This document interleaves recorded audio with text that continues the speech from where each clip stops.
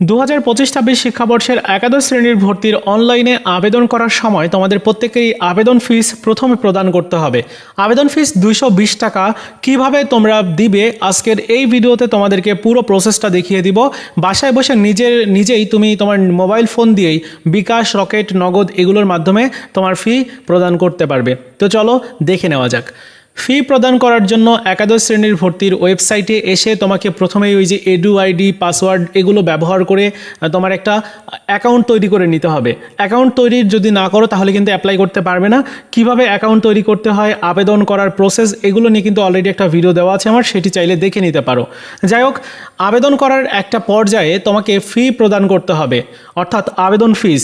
তো আবেদন ফিস কিভাবে প্রদান করতে হবে সেটি এখন তোমাদেরকে দেখিয়ে দিচ্ছি। এখানে দেখো, তোমার প্রোফাইলে যখন তুমি লগ ইন করবে বাম সাইডে বেশ কয়েকটা অপশন পাবে, যার মধ্যে আবেদন সেকশনের মধ্যে আবেদন ফি জমা দিন একটা অপশন তুমি পাবে। এই আবেদন ফি জমা দিন এখানে যদি ক্লিক করো, এরপরে তুমি দেখতে পাচ্ছ এখানে পেমেন্টের তথ্য দেখাচ্ছে এবং দুইটা গেটওয়ে ব্যবহার করে পেমেন্ট করতে পারবে। এক হচ্ছে সোনালী পেমেন্ট গেটওয়ে, আরেকটা হচ্ছে মোবাইল ব্যাংকিং সেবা বা এই সিস্টেমটা। তো তুমি যদি সোনালী পেমেন্ট গেটওয়ে এখানে ক্লিক করো তাহলে এখান থেকেও কিন্তু মোবাইল ব্যাংকিং, বিকাশ, রকেট এগুলোর মাধ্যমে টাকা জমা দেওয়া যাবে। কিভাবে একটু দেখো, এখানে দেখো মোবাইল ব্যাংকিংয়ের অপশন রয়েছে।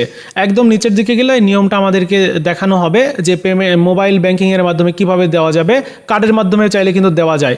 এই যে মোবাইল ব্যাংকিংয়ের উপরে যদি তুমি ক্লিক করো, এটা কিন্তু সোনালী ব্যাংক পেমেন্টের মাধ্যমে দেওয়া হচ্ছে, সোনালী ওয়েব পেমেন্টের মাধ্যমে।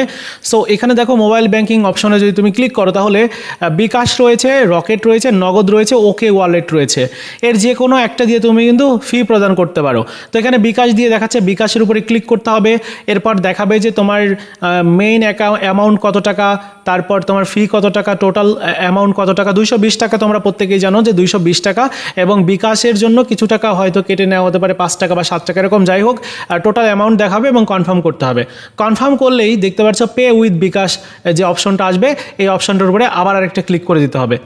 এরপরে যে বিকাশ অ্যাকাউন্ট দিয়ে তুমি ফি প্রদান করতে চাইছো ওই বিকাশ অ্যাকাউন্টের নাম্বারটা দিতে হবে। তো ওই নাম্বারটা দেওয়ার পরে কনফার্ম করতে হবে। কনফার্ম করলে তারপর ওই বিকাশ অ্যাকাউন্টে একটা ভেরিফিকেশন বা ওই যে বিকাশ অ্যাকাউন্ট খোলা রয়েছে ওই সিমে মেসেজ একটা ভেরিফিকেশন কোড পাঠানো হবে 6 ডিজিটের। ওই 6 ডিজিটের ভেরিফিকেশন কোড এখানে দিতে হবে। এরপর ওই বিকাশ অ্যাকাউন্টের পিন দিতে হবে। পিন দেওয়ার পর কনফার্ম করলে পরবর্তী স্টেপে তোমাকে দেখানো হবে যে your transaction is successfully completed এবং টাকাটা দেখাবে। এবং এই টাকাটা তোমার যখন প্রদান করা হয়ে যাবে তখন তোমার ওইখানে আপডেট হয়ে যাবে এবং দেখাবে যে তোমার টাকাটা প্রদান করা হয়ে গেছে। সো এই হচ্ছে বিকাশের মাধ্যমে বা তোমার নগদ, রকেট একই নিয়ম, যে তুমি যদি এখানে নগদের উপরে ক্লিক করতে তাহলে কিন্তু নগদেও তোমার ওই নগদ নাম্বারটা দিতে বলতো, তারপর তোমার নগদ নাম্বারের একটা পিন পাঠানো হতো, তারপর নগদ নাম্বারের যে পাসওয়ার্ড সেটি দিতে হতো, অ্যাকাউন্টের পাসওয়ার্ড। তারপর কিন্তু তোমার কনফার্ম করলেই তোমার পেমেন্টটা সাকসেসফুলি কমপ্লিটেড হয়ে যেত।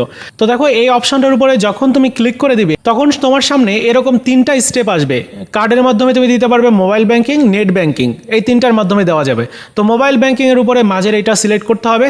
এরপর দেখো বিকাশ, নগদ, রকেট রয়েছে, তারপর আরও যেগুলো রয়েছে উপায় রয়েছে, সবগুলোর মাধ্যমে তোমরা চাইলে দিতে পারো। তো এখানেও কিন্তু বিকাশ দিয়ে দেখানো হয়েছে। বিকাশের উপরে যখন তুমি ক্লিক করবে তখন তোমার কত টাকা পে করতে হবে সেই টাকাটা এখানে দেখাবে, 220 টাকা তোমরা প্রত্যেকেই জানো। এরপর ওই বিকাশ অ্যাকাউন্টের নাম্বার দিতে হবে, একই নিয়ম। নাম্বার দেওয়ার পর তোমার ভেরিফিকেশন কোড পাঠানো হবে, ওইটা দিতে হবে। এরপর তোমার বিকাশের পিন নাম্বারটা দিতে হবে। তারপর তোমার কনফার্ম করলেই তোমার টাকাটা পে করা হয়ে যাবে। আর টাকাটা যখন পে করা হবে তখন তুমি কিভাবে বুঝতে পারবে যে তোমার সঠিকভাবে টাকাটা পে করা হয়েছে? আবেদন ফি প্রদান করা শেষ হয়ে গেলে যদি তোমার আবেদন সফলভাবে সম্পন্ন হয় তাহলে তোমার যে প্রোফাইল রয়েছে সেখানে কিন্তু আপডেট হবে এবং এখানে দেখাবে যে আপনার পেমেন্টস সফলভাবে সম্পন্ন হয়েছে। সো এটা দেখাবে। এরপরে কিন্তু তুমি চূড়ান্ত ধাপের যে আবেদন সেটি করতে পারবে। তাহলে আবেদন ফি দেওয়া নিয়ে কারো কোনো প্রবলেম হবে না আশা করি। এই ছিল আজকের মতো ভিডিও। দেখা হচ্ছে নতুন ভিডিওতে। ভালো থাকো সবাই, ধন্যবাদ।